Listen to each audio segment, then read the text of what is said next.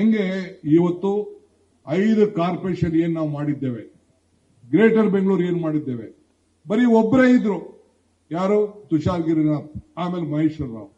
5 ಜನದ ಹತ್ರ ವ್ಯವಹಾರ ಮಾಡೋದ್ ಬದಲು, 5 ಜನರನ್ನ ಭೇಟಿ ಮಾಡೋದ್ ಬದಲು, ಒಬ್ಬರ ಹತ್ರ ಮಾಡೋದ್ ಬದಲು ಈಗ 5 ಜನರನ್ನ ನಾವು ಮಾಡಿದ್ದೇವೆ.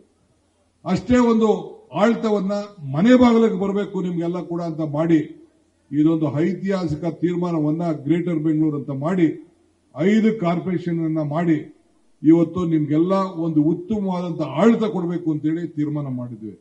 ಇದ್ರ ಬೆಲೆ ಮುಂದಿನ ದಿನದಲ್ಲಿ ನಿಮ್ಗೆ ಅರ್ಥ ಆಗ್ತದೆ, ಇವತ್ತು ಅರ್ಥ ಆಗುದಿಲ್ಲ. ಇದು ಬೆಂಗಳೂರು ನಂದಲ್ಲ, ಇದು ಬೆಂಗಳೂರು ನಿಮ್ಮದು. ನಮ್ಮ ಸರ್ಕಾರ ನಿಮಗೋಸ್ಕರ ಇಂಥ ಅನೇಕ ತೀರ್ಮಾನವನ್ನು ಮಾಡಿದ್ದೇವೆ.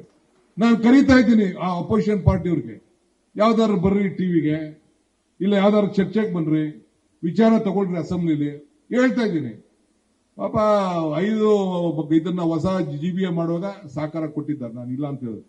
ವಿರೋಧ ಮಾಡಬೇಕು ಮಾಡಿದ್ದಾರೆ, ಅದು ಬೇರೆ ವಿಚಾರ. ಅವ್ರಿಗೆಲ್ಲ ಅರಿವಿದೆ. DK ಶಿವಕುಮಾರ್ ಸಿದ್ದರಾಮಯ್ಯನ ಸರ್ಕಾರ ಏನ್ ತೀರ್ಮಾನ ಮಾಡಿದೆ ಇದು ಬಹಳ ಅಚ್ಚುಕಟ್ಟಾಗಿ ಮಾಡಿದ್ದಾರೆ. ರಿಜ್ವಾನ್ ಅವರ ಮುಖಂಡತ್ವದಲ್ಲಿ ಕಮಿಟಿ ಮಾಡಿ ಎಲ್ಲರೂ ವಿಶ್ವಾಸಕ್ಕೆ ತೆಗೆದುಕೊಂಡು ಈ ಒಂದು ಕಾರ್ಪೊರೇಷನ್ ನಾವು ಮಾಡಿದ್ದೇವೆ ಅಂತ. ಇವತ್ತು ಕಸ ವಿಲೇವಾರಿಗೆ ಕೋರ್ಟ್ ಇಂದ ಎಷ್ಟು ನಮಗೆ ತಡಾಗ್ನೆ, ಅಡ್ವರ್ಟೈಸ್ಮೆಂಟ್ಗೆ ಎಷ್ಟು ತಡಾಗ್ನೆ, ನಮ್ಗೆ ಪ್ರೀಮಿಯಂ FIR ಅವ್ರದೇ ಕಾಲದಲ್ಲಿ ತೀರ್ಮಾನ ಮಾಡಿದ್ರು, ಅದಕ್ಕೆ ತಡಾಗ್ನೆ.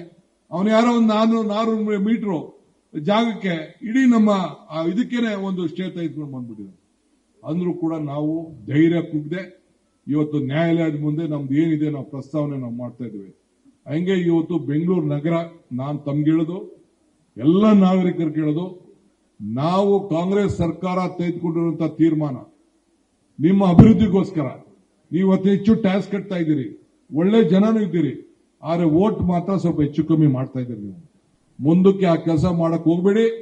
ನಮ್ಮ ಸರ್ಕಾರ ಇರೋದೇ ಈ ರಾಜ್ಯದ ಜನತೆಯ ಪ್ರತಿಯೊಬ್ಬರ ಬದುಕಿನಲ್ಲಿ ಬದಲಾವಣೆಯನ್ನು ಮಾಡಬೇಕು.